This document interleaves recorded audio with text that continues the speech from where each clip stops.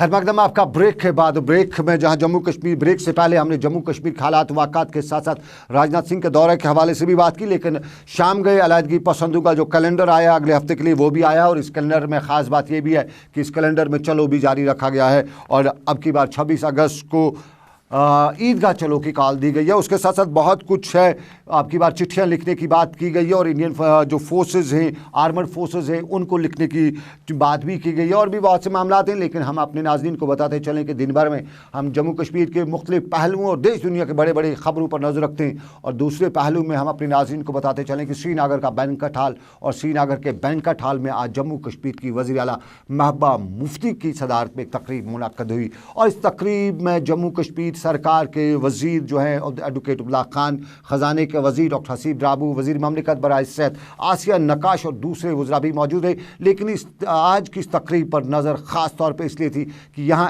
SRO के तहत जो आर्डर्स थे वो आज इजरा किए जाने थे। पिछले कई सालों से रियासती सरकार के पास ये SRO आर्डर्स पड़े रहे और कहीं पे काम नहीं होता था, कहीं पे अगर काम होता था तो इजरा नहीं किया जाता था। लेकिन महबूबा मुफ्ती जिन्होंने कल जम्मू में कई बड़े प्रोजेक्टों का इफ्ताह करने के बाद जम्मू कश्मीर में तरक्की और सियासत की बात, सयाहत की बात की, सियासत की बात की, आज यहाँ पर खुद हाजिर हुई थी और यहाँ पर उन्होंने ये जो SRO के आर्डर से खुद अपने हाथों से उन लोगों को दिए। कई जगहों पर शक शुबात भी खड़े किए जाते हैं कि जब आर्डर दिए जाते हैं तो उन्हें बड़ा परेशान होना पड़ता है, लेकिन महबूबा मुफ्ती ने वो परेशानी दूर करते हुए अपने हाथों से खुद ही आर्डर दिए और बताया कि मुफ्ती मोहम्मद सईद जो जम्मू कश्मीर के वज़ीर आला रह चुके हैं पिछले दिनों और उनके वालिद भी हैं महबूबा मुफ्ती के, उन्होंने जम्मू कश्मीर के साथ जो की आवाम के साथ जो वादे किए उन्हें हर हाल में महबूबा मुफ्ती और उनकी जमात यानी PDP पूरा करेगी। ताहम सियासत पर भी महबूबा मुफ्ती ने बात की और महबूबा मुफ्ती ने बताया कि जम्मू कश्मीर में कुछ लोग यहाँ की सूरत हाल में, यहाँ की तामीर और तरक्की में रुकावट खड़ी करने की कोशिश कर रही हैं। ताहम ये भी महबूबा मुफ्ती ने बताया कि उनकी रुकावटों का मुँह तोड़ जवाब दिया जाएगा और उन्हें किसी भी सूरत में कामयाब नहीं होने दिया जाएगा।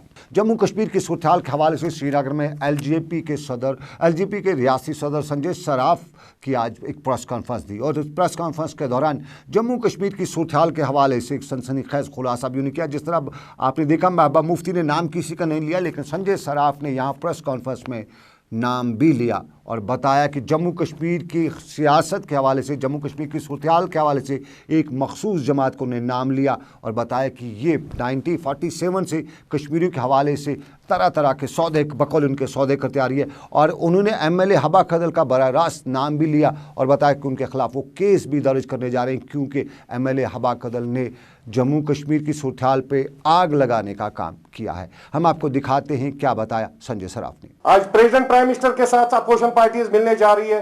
दे are the same opposition parties जो पिछले 47 से यहां पर रूल कर रहे हैं। जब रामचंद्र काग प्राइम मिनिस्टर था कश्मीर का, किसने चेंज करवाया? शेख मोहम्मद अब्दुल्ला साहब ने, जब वो जेल में था गांधरबल में, कश्मीरी पंडित प्राइम मिनिस्टर था कश्मीर का, उस टाइम जम्मू कश्मीर आजाद था। POK was part of this. किसने चेंज करवाया इस सिस्टम को? आज ये नोटंकी कर रहे हैं। When they were in the power, रायशुमारी के बाद 72 में फिर शेख मोहम्मद अब्दुल्ला साहब ने नहीं मान लेता, जेल में ही बैठ जाता वो। क्यों 72 में फिर उसने इलेक्शन करवाया? क्यों लोगों को धोखा दे रहे हैं आज इस स्टेज पर? चलिए, संजय सराफ LJP के नेशनल लीडर और जम्मू कश्मीर में काफ़ी नाम हवा कदल से इंतखाबात भी जीत चुके हैं और नेशनल कॉन्फ्रेंस पे आज इन्हें इल्ज़ाम भी लगाया। लेकिन अपने नाज़रीन को हम बताते चलें, देख रहे हैं दिन भर और दिन भर में हमने कहा था कि आपको कुछ ऐसा भी दिखाएंगे। हमारे साथी अब्दुल हमीद कुलगाम से उनका ताल्लुक, कल हम हेड ऑफिस आए हुए थे, हमारे श्रीनगर ऑफिस हुए थे और शाम गए करीबन 9 बजे यहाँ से वापस रवाना हुए। कुलगाम जाना था, अपनी गाड़ी में जा रहे थे, लेकिन EDI के पास उन्हें रोका गया और तब वहाँ से अब्दुल हमीद ने मुझे भी फ़ोन किया और हमारे दूसरे साथी उनको फ़ोन करके बताया कि यहाँ कोई बला है। उन्होंने ये नहीं बताया, उन्होंने कहा कि कुछ लोग ऐसे हैं जिन्हें वो जानते नहीं हैं और आखिर कौन हैं। और करीबन आधे घंटे के बाद उन्हें दोबारा फ़ोन किया, हमने भी अपने फ़ोन खड़काने शुरू किए और पता चला कि वहाँ जम्मू कश्मीर पुलिस के एहलकार हैं, हाथों में पत्थर और मास्कें पहन रखी हैं। और जब अपने हमीद से पूछा कि क्या थी सूरत हाल वहाँ पे तब, तो उन्होंने कहा यहाँ सिविल में यूनिफॉर्म के बगैर कुछ लोग हैं, डंडे उठा रखे हैं और अब ये पता नहीं चल रहा है कि ये कौन सी जमात है। आखिर जम्मू कश्मीर पुलिस के लोग वहाँ पे थे तो बिना यूनिफॉर्म के क्यों थे?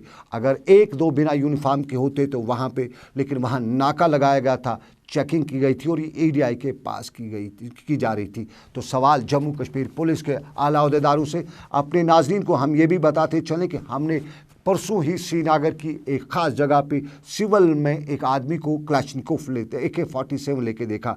वहाँ पे जो CRPF या दूसरे लोग थे अचानक डर गए और भागना भी शुरू किया, और तब बाद में पता चला कि जम्मू कश्मीर पुलिस का एक एहलकार है जो बिना वर्दी के क्लैशनिकोफ लिए हुए है। डर की बात है, जाहिर सी बात है, बिना यूनिफॉर्म के आइडेंटिटी नहीं कि आखिर ये कौन है बिना यूनिफॉर्म के क्लैशनिकोफ AK-47 हाथ में उठाए हुए, और डरने की बात थी। हालात बड़े ख़तरनाक हो गए थे वहाँ पे, क्योंकि CRPF के लोग थे वहाँ पे दूसरे जो पुलिस के दूसरे लोग थे। अगर पुलिस के लोकल लोग वहाँ पे नहीं होते तो शायद बात उल्टी भी हो जाती। और कल शाम को ये नाका जो था ये यहाँ पे जम्मू कश्मीर पुलिस ने क्यों लगाया था, कहीं कहीं शक भी आ जाते हैं लोगों के ऐसी बातों से। इनको जम्मू कश्मीर पुलिस के अहदेदारों को दूर करना चाहिए कि इस तरह के नाके लगाने से लोगों में शक शुबात होते हैं, बदअमनी पैदा होती है। तो हमने अब्दुल हमीद की से कुछ देर पहले हमने पूछा कि हमीद साहब क्या था मामला, क्या थी सूरत हाल वहाँ पे। तो हमीद के साथ हमारी टेलीफोन पर ये बात। मुझे तो पहले लगा कि ये जो रोकने वाली है संगबाज हो सकते, क्योंकि उनके पास डंडे थे और चेहरे पे निकाब लगा हुआ था और सिविल वर्दी में से मुझे ये पहचान नहीं हुई कि संगबाज है या कोई पुलिस वाला हमें रोक रहा है। तो बाद में जब मैंने मालूम किया है तो आधे घंटे के बाद मुझे पता चलता है कि पुलिस वाले रोके हैं। जब मैं उनके पास गया कि मैं श्रीनगर से आ रहा हूँ, हमारी मीटिंग थी, मैं मीडिया से वाबस्ता हूँ, मुझे छोड़ दीजिए आप, मुझे बहुत दूर जाना है, तो वो लोग मानी नहीं। सितम ज़रीफी की बात यह है कि औरतें, लड़कियां और बीमार जो सिविल गाड़ियों में थे उन्हें भी नहीं छोड़ा गया। ये जो लोग वहाँ पे आप कहते हैं ये पुलिस के लोग थे, लगते वो क्या यूनिफॉर्म वगैरह में नहीं थे? नहीं, उनमें से कई लोग यूनिफॉर्म में थे, फिर भी उनके चेहरों पे कपड़े लगे हुए थे, निकाब लगे हुए थे। ये पहचानना मुश्किल हो जाता है कि ये पुलिस वाला है या कोई और है, ये पहचानना बिल्कुल मुश्किल हो रहा था। तो फिर जी हमीद साहब, फिर आपको कैसे छोड़ा उन्होंने? फिर जब मैंने SP औंतीपोरा और SO औंतीपोरा से रास्ता किया तो उन्होंने मुझे छोड़ दिया, उसकी बिना पे उन्होंने मुझे छोड़ दिया।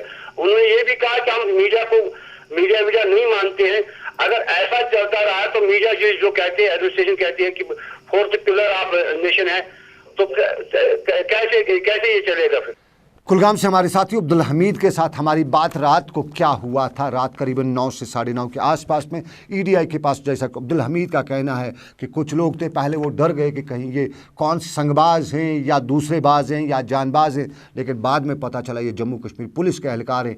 और जम्मू कश्मीर के पुलिस के एहलकार बिना यूनिफॉर्म के वहाँ पर क्या कर रहे थे, नाका लगा रहे थे या कोई और कार्रवाई करनी थी, इस पर सवाल उठते। और ये जम्मू कश्मीर के पुलिस के अहदेदारों के साथ सवाल उठाया जा रहा है और उनसे पूछा जाएगा कि क्या कर रही है EDI पापोर के पास पुलिस। तो फिलहाल आज के दिन भर में बस इतना ही। अपने मेज़बान सनम एजाज को इस वादे के साथ दीजिए इजाज़त कि ऊपर वाले ने चाहा फिर करेंगे आपसे मुलाकात। रखिए अपना ख्याल, दुआओं में हम सबको रखिएगा याद। अल्लाह आपका मेरा सबका निगहबान हो। अल्लाह हाफिज़।